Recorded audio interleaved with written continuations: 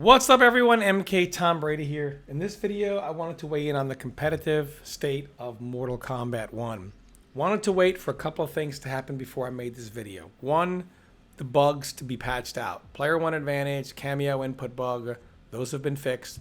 And two, I was waiting for an announcement of an official Pro Tour, which we now have, and it starts here in a couple of weeks at East Coast Throwdown. So, Mortal Kombat 1, I would say, when it comes to balance, especially at an early point, in general in the game, it's kind of like power level versus fun, balance versus enjoyment. Because nobody wants Mortal Kombat 11, where in the search for perfect balance, you create the most bland and watered down game probably in existence. But Mortal Kombat 1, I would say, is in a much better state power-wise, because look, they did a great job with the power level. There is power in this game, so we're all happy with that. And I think out of the box, they've done the best job of this than they have in any other game. Because if you look at MK9, MKX, and Justice 1, those games, going back to some of the most fondly looked at NRS games ever, the power level day one was unacceptable. In this game, it's a little high only in certain areas, but acceptable enough that everybody's having a great time. So overall, this is the best they've ever done. But where do they go from here is the question. We see a lot of the way too early tier lists with, Kenshi, Raiden, Baraka, Johnny Cage topping them all.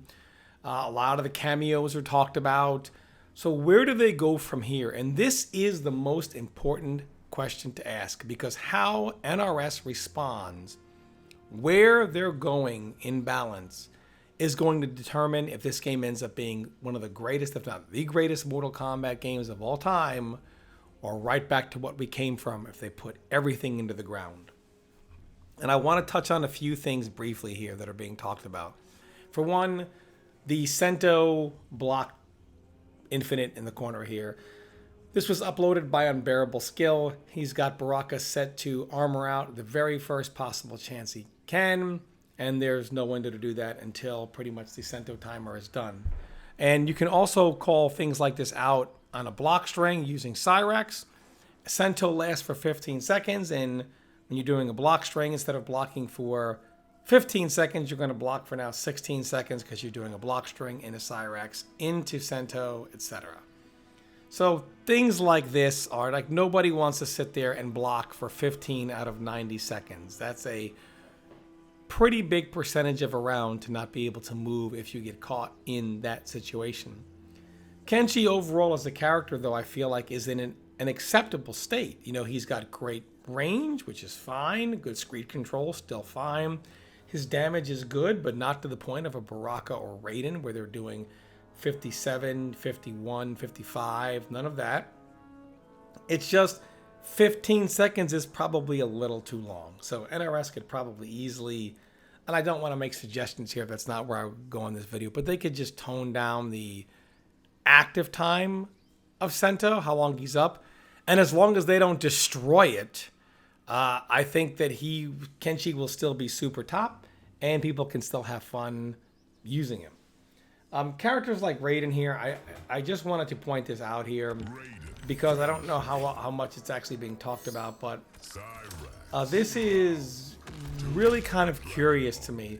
This may be the best Raiden has ever been.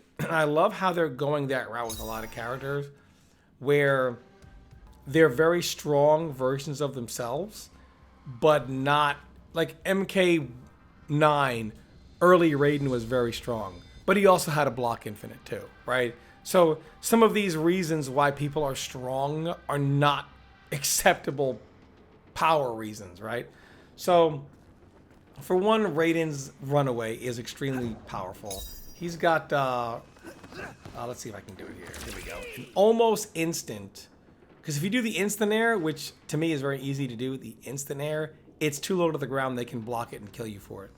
But you do an almost instant air, and really there's almost no counterplay to this. So when Raiden is like nursing a massive life lead with very limited amount of time, maybe 15 seconds left, and he's got maybe a 10-15% lead, he is very difficult to deal with, and I think everybody who's ever been in that situation knows this. Also, he's got these great, good normals, good staggers here, right? We all know about the, you know, this right here into Cyrex, right? We all know about that. So he's got strings in his Cyrex that he can do. He can even just like poke, right? Into this, into Cyrex. So he can do poke in his special in a Cyrex, or he can do big damage in general, but Jax and Cyrex seem to be his most common cameos here. And also, if I can time it properly, he's got a combo off his overhead in corner situations by calling out Cyrex here. And this is basically giving him a safe 50-50 in which both the low and the overhead will kill you. So this is a lot to deal with, and might actually put Raiden as number one. I see people alternate Raiden and Kenshi. Baraka also, now the new B&B does 57 in the corner, can get almost to 60 but with a more difficult combo. Some of this is base damage, some of this is Cyrex. How they deal with Cyrex will be interesting to see. If they just completely gut him, then I don't really see the point in using Cyrex anymore. I would much rather see them go the route of he still does exactly what he does.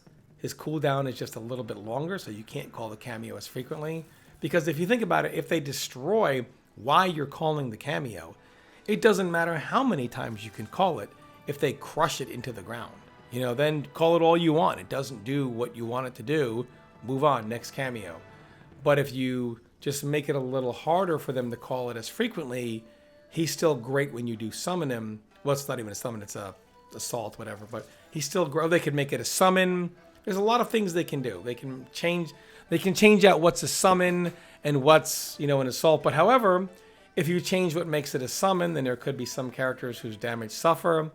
But if you take the roster and take their base damage down to 3 touch kills instead of 2 touch kills, so characters that are touching you twice and it's game over, make it so you have to touch you 3 times.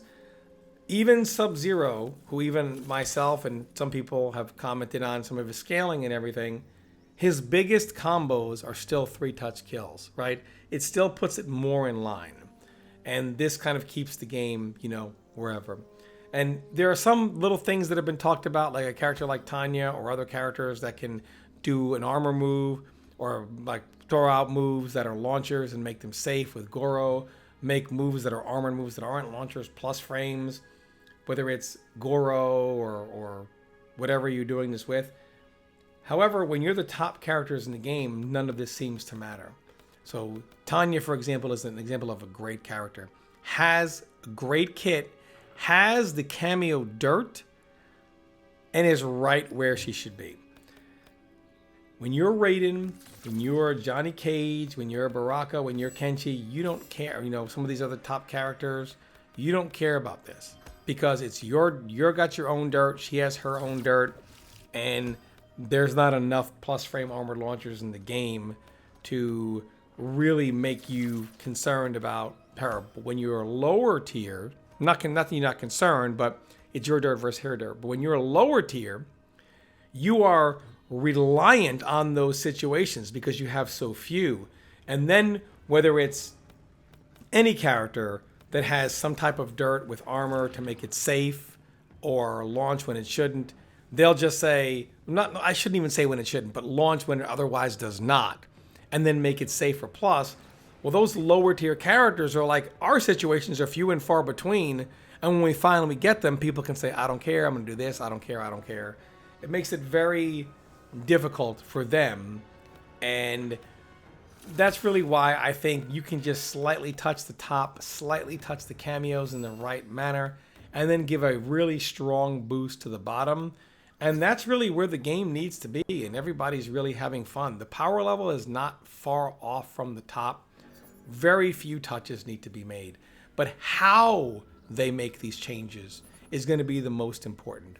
And that's what we have to wait and see. But let me know what you guys think in the comments below. Always interested to hear your opinions. And as always, thanks for watching and stay tuned for more content.